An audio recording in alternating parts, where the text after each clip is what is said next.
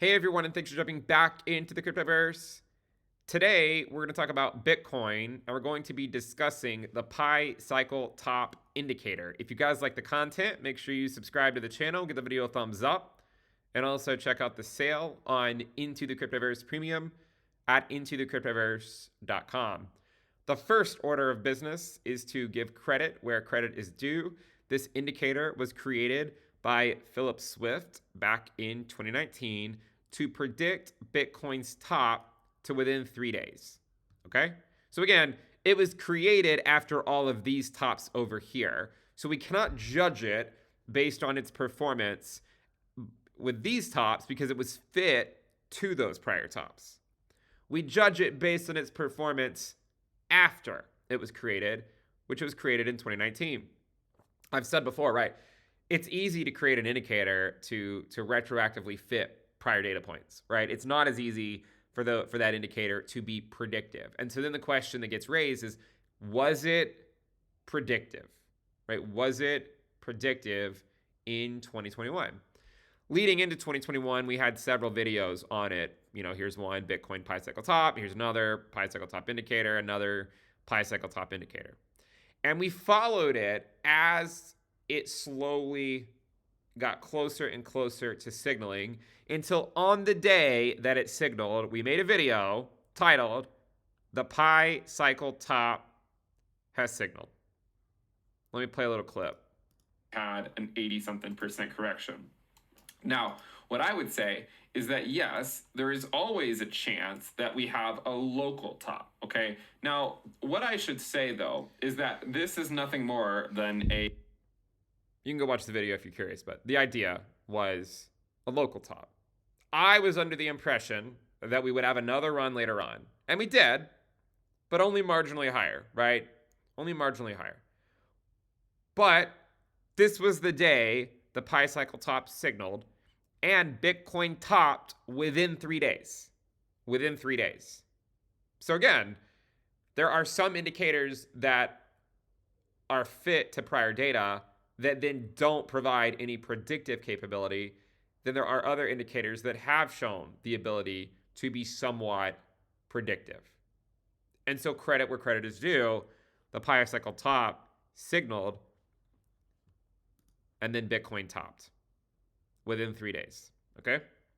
Now, did we go a little bit higher half a year later? Yes. Okay? Let's move past that. We went slightly higher. I thought we were. We said we're going to get a summer lull, and then we're going to likely rally. We didn't go as high as a lot of people thought, including myself, but we still put in a new high after the Pi Cycle Top had signaled. But I think there's a lot of evidence to suggest, and I've said this before, that this is the more relevant top to compare to, not this one. At the end of the day, price action is king. So I'm not going to be totally dismissive of the November top that we had in 2021. But there's some relevance to this first top that occurred in April, in fact, of 2021, which is funny because Bitcoin has been really heated, and now it's March, and next month is the halving. It almost seems like deja vu to some degree. Now, we did a video, yesterday where we talked about FOMC and Bitcoin and how, we at least previously saw Bitcoin in 2019 rally until the first rate cut arrived, right? Well, we still haven't seen rate cuts yet. So if Bitcoin continues this rally until rate cuts arrive, then there is a chance that the Pi Cycle Top indicator ends up signaling, right? But it hasn't signaled yet, right? So calm down. It hasn't signaled yet. Now, there's a couple of counterpoints I would like to make about that. Counterpoint number one is that in 2019, in the rally into rate cuts, it got somewhat close to signaling, but then it ultimately diverged, right? So there's no guarantee that in every single rally, it has to signal. This was not what you might consider to be a market cycle top. It was sort of a local top part of the way through the cycle. The actual Pi Cycle Top signaled at, many multiples of the 2019 top. And it came much later. So we got pretty close to signaling it, and then it ultimately veered back the other way and then went up a lot more once QE returned, once quantitative easing returned. Now, because it's been taking so long for rate cuts to actually arrive, Bitcoin continues climbing the wall of worry. And so these two are getting closer. Now, they haven't signaled yet, again, right? Just like in 2020 and 2021, we made several videos leading into it, right? 3 videos right here. And then this video, we actually said, all right, it has signaled. So I'm not making this video to say that it has signaled. I'm making this video to say, look, this is an indicator that you might want to put in your back pocket and just have it there in case it does signal, in case that it does. So the Pi cycle top indicator was relatively accurate in April of 2021. And so now and by the way, if you're not familiar with what it is, basically it's you have the 111-day SMA and then 2 times the 350-day SMA, right? So when they cross, that is what marks the Pi cycle top, right? You can see that they crossed right here, and that's what marked the top. You can see that they crossed right here, and then that's what marked the top. So then they're getting closer to crossing, but they still haven't crossed yet, right? They still haven't crossed yet. And again, there is no guarantee that they cross. There's always a chance that we pull a 2019, the Fed starts to cut before they cross, and then they diverge for a while, and then they rally later on, and then they cross then. There is a chance that that happens. There's also a chance that it ends up being, I know there's been a lot of discussion about like, a translated peak. That's not like my base case, but it could turn into that if the market continues to stay heated and if we do see the Pi cycle top flash. But even then, even if the Pi cycle top flashes, 2013 it had 2 flashes in that one cycle. So again, there's a lot of nuances to it. But going back to sort of this idea of the Pi cycle top, there's something that someone pointed out in the chat room that I'm in, that sort of the ITC chat room, and what they said was kind of interesting, and it wasn't something that I was looking at, and it's not something that I found. It's just something that someone else found, and they said, hey, have you considered this? And I hadn't considered it, and I just wanted to show what they found and just say, look, guys, this is something to consider. I'm not saying that it's relevant completely, but something to consider, right? So you're probably wondering what that is. Now, when you look closely at all of these prior Pi cycle tops, what do you notice, right? So in 2013, when these moving averages crossed, you can see that they actually crossed quite aggressively, and they crossed for a long time, in fact, right? I mean, that was a pretty long cross. And then here, it was a pretty long cross, right? I mean, like it was a fairly aggressive move to the upside by Bitcoin, which led to these crossing. Now, I want you to look at 2017. Now, first of all, let's go through this slowly and see how long, they were crossed, right? So from right there to right there. So you're talking about like 120 days or so. And then from here to here is about 105 days. You're going to see a pattern. From here to here, they crossed only about 75 days. And then if you look at 2021, what you'll notice is that they really barely crossed. It was only about 10 days or something. And so it makes you wonder, since we know that Bitcoin does experience diminishing volatility, is there a chance that they don't cross? Because we've seen so far, right? We've seen so far that every time the cross has been diminished in terms of how aggressive how long it took for them to cross back. Now, there's a great way to visualize this, right? There's a great way to visualize this. And that is to come over here and look at the moving averages divided. So we're going to take the moving average and divide it by the other moving average. And if you do that, you get something that looks like this. What do you notice?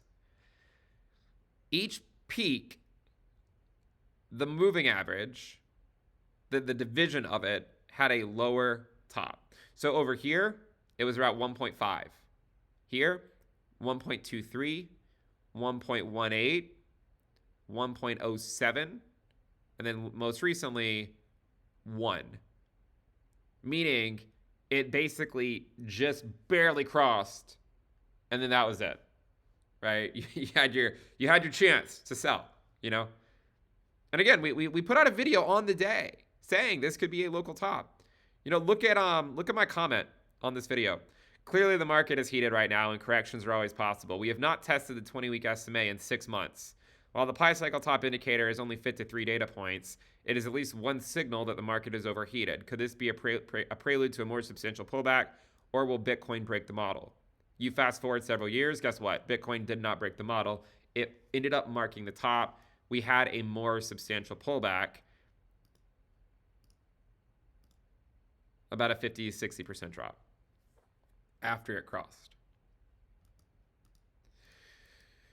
So then today, they haven't actually crossed, right? And frankly, they're still pretty far away from crossing. But if you look at it, remember the trend, right? 1.5, 1.2, 1.2. This was like 1.23. This was like 1.18, 1.07, 1.06, yeah, 1.07, and then 1.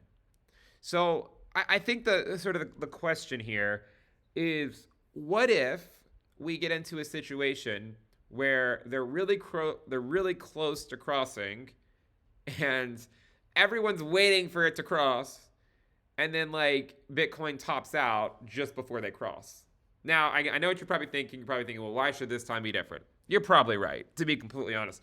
I'm just pointing out, it's an observation of the trend, right? You can see that every cross was a little bit more aggressive, or a little bit less aggressive in the cross, right? And the last one barely crossed. And so that is something, and you can almost think about like a trend line between, like, say, this peak to this peak to this peak, to maybe over here. Now, currently, the latest value is 0.69. That's the latest value on this. So we're near 0.7. The last top moving average divided was 1. So what I'm suggesting is that if Bitcoin were to see some type of rally that got us close to seeing the pi cycle top indicator flash, what happens if it tops out maybe just before they cross this time, in line with the general trend? Again, I don't know. They could very well still cross. It is certainly possible. I'm not trying to suggest that they can't. I just think that it would be, when you create indicators that are fit to something, it's honestly a great feat to have it predict any top at all, right? To have it predict 2 tops would be really great. We'll see, right? We'll see if it actually does cross again. But what I'm saying is whether they cross or not, maybe the idea to look at is just the sort of the shorter term moving average against the longer term moving average, and see the general trend of how the pi cycle top sort of manifests after they cross. So that is something to think about. Now, there is no guarantee that they cross right now, right? We got pretty close in 2019. In fact, you can see that it came up to about 0.777. That's closer than where we are now, right? 2019 got up to 0.777. And that was going into rate cuts, just like we are now. So I'm not suggesting that this can't, look, this is likely going to continue trending higher, right? It's slowly moving up because these are based on moving averages, which are lagging. So the price of Bitcoin doesn't even have to go higher today for this thing to keep trending higher. But this went to 0.777. We got close, but we didn't actually tag it. It actually tagged it in the post-halving year. So I think it makes sense to be somewhat open-minded and to say, you know what? I don't know if it's going to cross or not, but as this indicator gets closer and closer to some of these higher levels, it's worth noting that the risk is going up. It's the same thing like in this video. I did not like making that video back then. I did not like calling for the summer lull of 2021 because there was a lot of people that didn't like that. But then we fast forward, a few months, and Bitcoin ended up dropping 55% after the Pi cycle top had signaled. And I mean, you can see like I was somewhat timid in my comment, right? Like, could this be a prelude to a more substantial pullback, or will Bitcoin break the model? I mean, I was pretty clear back then. I thought we were going to get a summer lull, but there's only so many videos you can put out like that before you really want to say, yeah, guys, like maybe something else happens. But you can see that the Pi cycle top signaled, and then we got a more substantial pullback. So I just wanted to bring this to everyone's attention, that the Pi cycle top worked out really great last cycle, and it could work out really great again. The only thing I would say is that the extent to which these moving averages have crossed has been diminishing from one cycle to another. Last cycle, they barely tagged each other before they uncrossed. And so I'm just suggesting what happens if this cycle they come really close to crossing, like maybe like the division is 0.8 or 0.9, but then they don't actually cross. And I do wonder about that. And again, remember, even if they don't cross in early 2024, like imagine like if let's say there's not a pump or something for a while. Like, I mean, we've talked about how Bitcoin historically has rallied into rate cuts, but remember, we don't know when the rate cuts are going to come. I mean, the market thinks it knows when the rate cuts are going to come. The market's currently saying June, but even Powell said they could theoretically cut rates into between meetings, right? So there's no way to know, right? There's really no way to know when the first rate cut's going to be. I don't think that Bitcoin, is just rallying into a rate cut. I think that Bitcoin is continuing to do well because the economy continues to surprise to the upside. And until the consumer gets weak, that's just that's sort of the most likely trend to continue. And then once the consumer weakens, that's when risk assets start to show weakness. And then the Fed cuts, right? Like the Fed cuts because the economy shows weakness, and then risk assets sort of top out because they sense the economy showing weakness. It's not the other way around, right? Like the Fed doesn't cut because our precious risk assets like Bitcoin are showing weakness, right? They don't care about that. So I just wanted to go through the whole Pi cycle top indicator to basically say, look, it was pretty useful back in 2021 for those who cared to pay attention to it. Maybe it'll be useful again.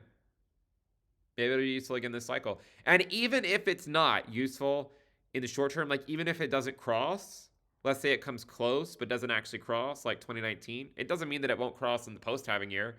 There's a lot of discussion about that right now, whether it's like a translated peak or a normal peak. I don't really know, honestly.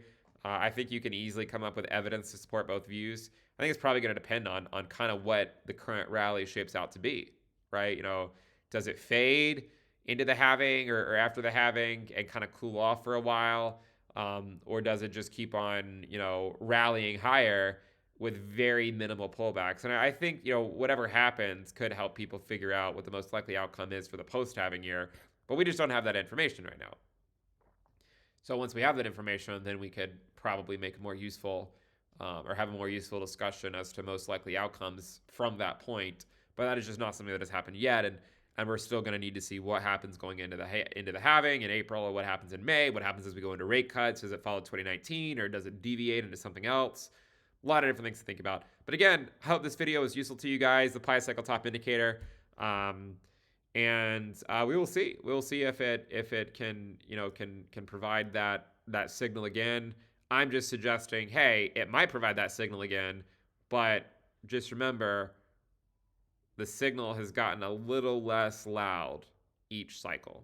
And if that trend continues, then maybe the signal doesn't even go off if it diminishes one more time. So we'll leave it there. And if we do get closer to for this metric to signal, I will make another video on it. Again, we did the same thing in late 2020, early 2021, right? We made several videos on it leading into it. And I'm only making this video now because I've seen it start to pop up on my newsfeed. Certainly different people are starting to talk about it. given the fact that Bitcoin is heating up and given the fact that these moving averages are moving a lot closer together. I mean, you can see that they're only about 40% or so away from one another. Compare that to January 2023, they were like 200% away from each other, right? So they're not really that far apart at this point. I think the only question is do they get closer to signaling now into the halving, or does it pull a 2019 on us and do something like that, right? Wouldn't it be interesting if it if it continued to slowly go up and then they don't actually cross because the Fed cuts rates and then Bitcoin drops, and then people sort of hang on because well, it didn't actually cross, and then we get another rally to new highs and people are like, I told you so, and then it still doesn't cross even though Bitcoin went to new highs. Like that would be a really interesting outcome as well. But we'll see what happens with it, and hopefully you guys enjoyed the video. I will see you guys next time. Bye.